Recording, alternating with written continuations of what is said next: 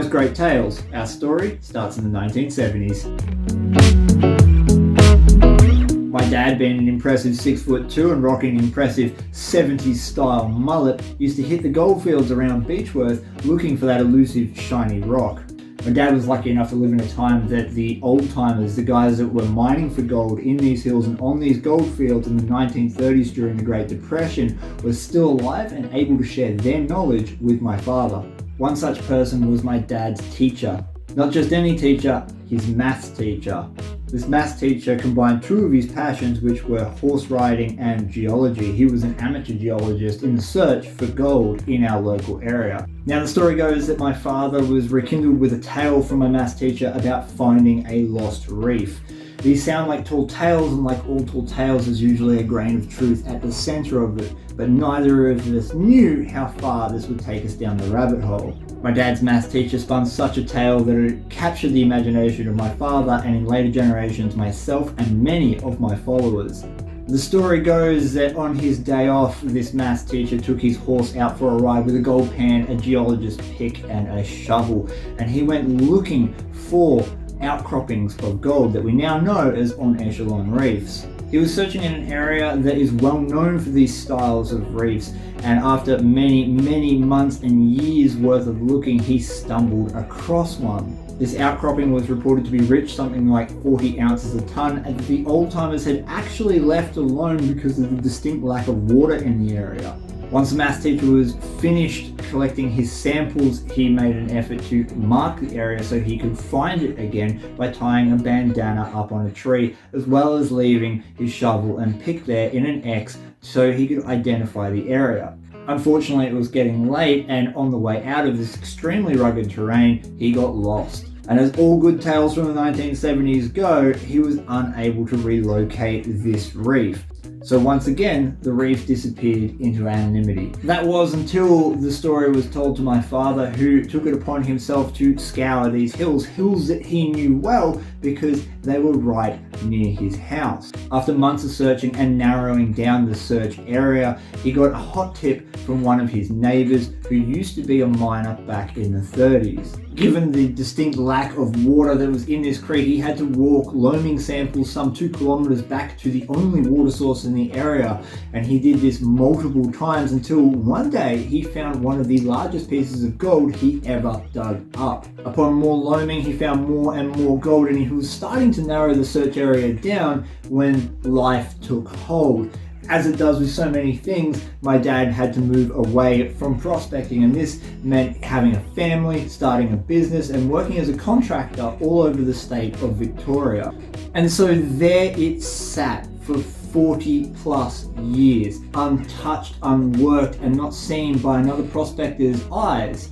From the ages of about 10 years old, my dad told me this story repeatedly, and this is where some of the gold fever I have ingrained in me today all started. The story of the teacher and his lost reef, Dad finding that lost reef on his own from a hot tip from a miner from the 30s, is something that is seared into my memory. For years I've pestered my dad about the actual location of where this reef was, and he has been less than forthcoming, enjoying the fun that it is to dangle that carrot in front of your son. But then everything changed when I got a text message from my dad. It was a text message of a screenshot. So first off, my dad learned how to screenshot. Second off, he learned how to edit that screenshot. That right there, ladies and gentlemen, is gold in on itself. But the words that accompanied that text message are something I will never forget. I knew exactly what this was. This story had been told to me that many times by both my dad and my grandfather, who shared the same passion for gold. It took me literally seconds to get on the phone with my friend Mick and ask him a very simple question. 6 a.m. rolled around at an absolute snail's pace. I threw my ASDC into the car, Mick threw his gold monster into the car, and we were off up into those hills. There was one hell of a hard, long, arduous hike ahead of us.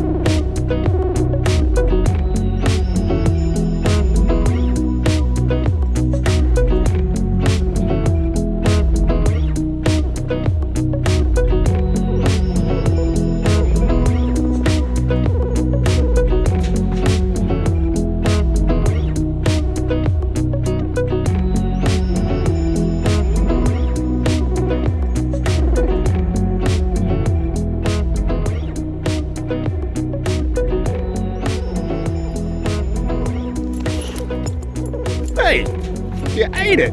I'm not 100% sure why Grizzly chose to eat this.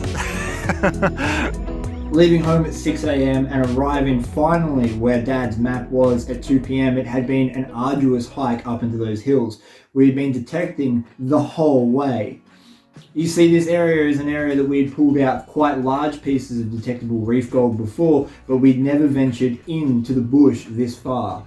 On our way, we passed numerous squatters' camps through the multiple small gold rushes that have happened throughout the 20th and 21st century.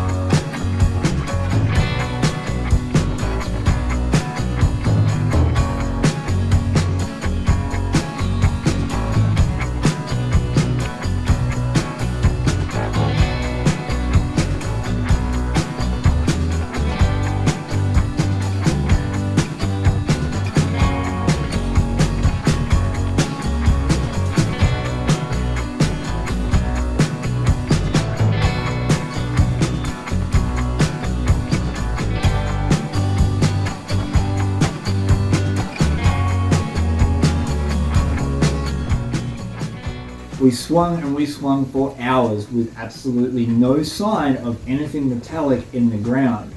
We were tired, exhausted. We had climbed a total of 36 stories in height going up and down the mountain ridges, and we had walked some 12,000 steps according to my watch. But we were there. We were on top of the X where Dad marked. Now we knew with a grain of salt that since he hadn't been there since the 1970s, it's likely that the coordinates were out somewhat. So we took it upon ourselves to use a little bit of gold prospecting logic. The number one thing that reveals an on-echelon reef is a feeder gully. A feeder gully is something that erodes into the side of the mountain, and in doing so, it likely cuts across some of these reefs. So we found the first deep, major feeder gully that we could and followed it down.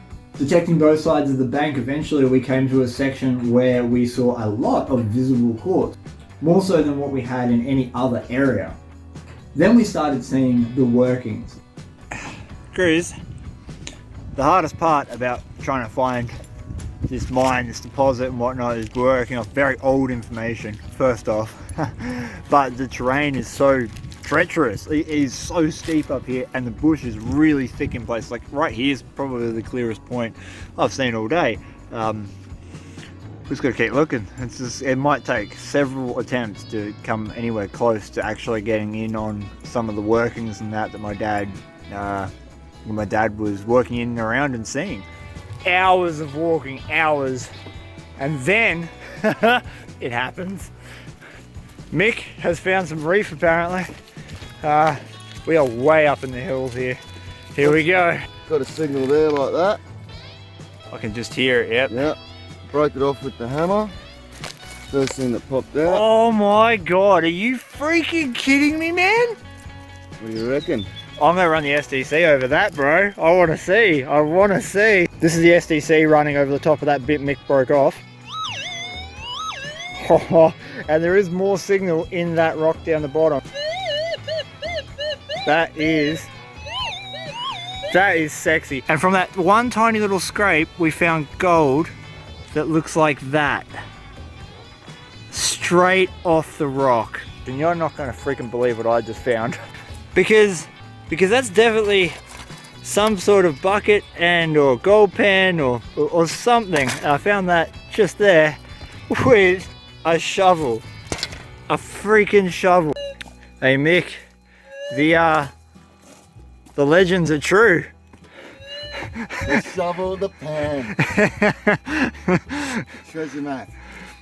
What a treasure map. Just like, fantastic. First of all, my dad learned how to screenshot and edit those photos and send them. That's a treasure map in itself. And second of all, it was accurate.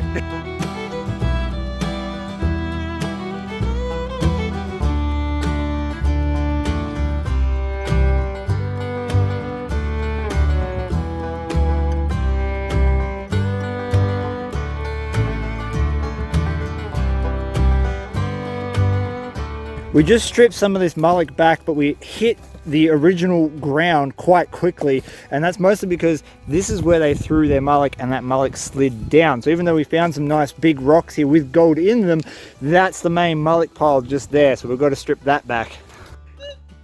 Mick is just going over the ginormous rock that we smashed up to make sure we didn't miss any gold with the SDC, and this is our result. This is the single biggest piece of quartz that we got that's giving us a fantastic signal.